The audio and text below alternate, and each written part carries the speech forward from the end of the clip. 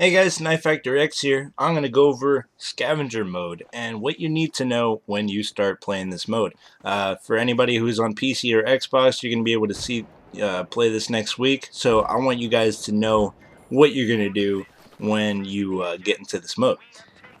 Real quick, basically Scavenger mode is a culmination of Conquest Domination just with bigger maps, and it's not too big, so it's still very fast paced, and you're still going to have that feeling of conquest domination from the close quarters DLCs.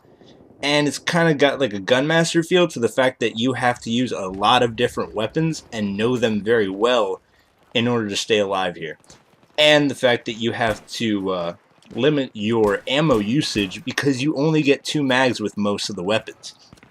So let's go over the weapons in general. The classes of weapons, when you try to pick them up, are based on level 1, 2, and 3. Level 1 weapons are usually PDWs with iron sights, very stock.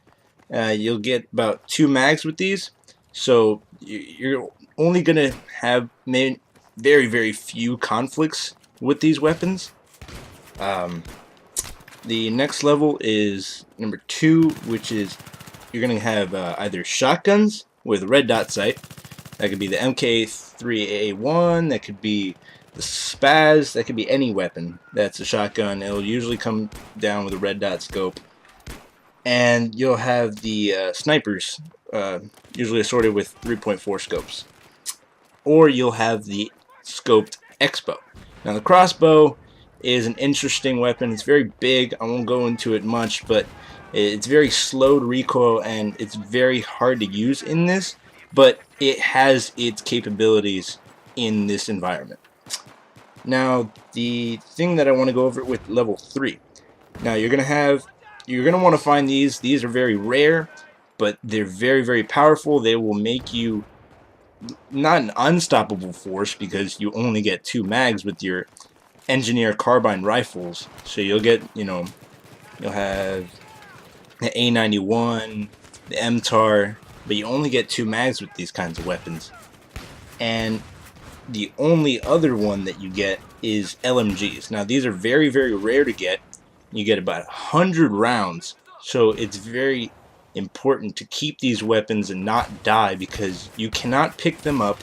You cannot pick any weapons from an enemy. So let's just say he picks up a level 3 and you kill him. You can't take his weapon. That level 3 is gone. You gotta wait for it to respawn from that same point. Now all these weapon spawn points do not change no matter where you are on the map.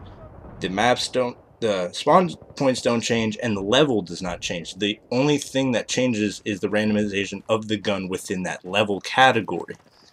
So remember that, and if you see somebody take a level 3, don't fret, just wait for it to spawn and bam, you'll get a brand new weapon. Only problem with the LMGs is you'll have a high zoom scope, so if you're trying to get into a close quarter combat fight, you're gonna get screwed.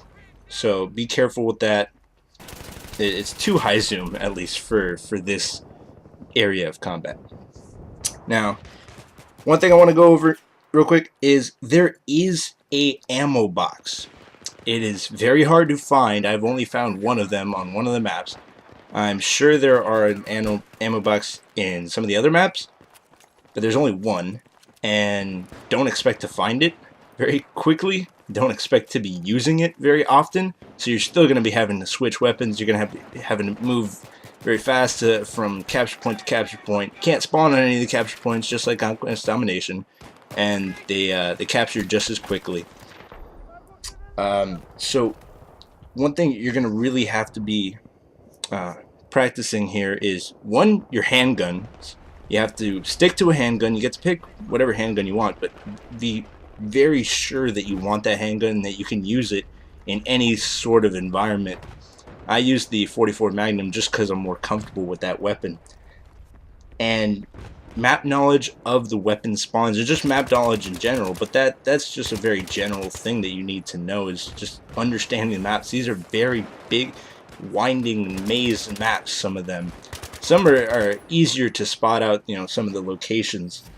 And they're really, really interesting. They have a lot of depth A lot of height, vertical, horizontal. You know, it's very, very great level design by DICE. I'm really happy with this DLC, and I hope you guys will be able to play this and enjoy this. I hope you enjoyed this rundown. Leave me a comment, subscribe, whatever you want to do. I don't really care, but see you guys. Peace.